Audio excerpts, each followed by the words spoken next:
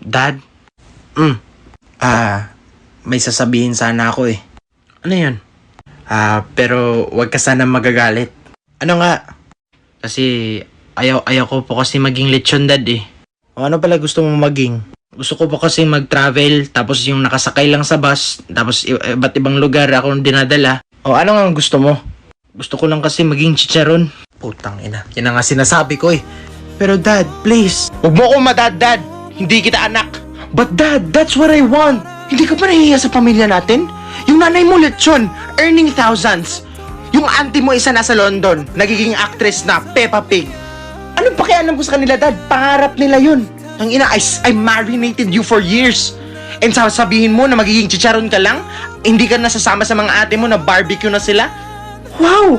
Do you think masaya sila ate doon na nakababad lang sa uling every single night? Oo, it was their dream. No, Dad. It was your dream. Mas mabenta pa nga yung mga isaw doon eh. At least marami silang pera. Ngayon na naman siya, pera. Edi sana naging piggy bank ka na lang.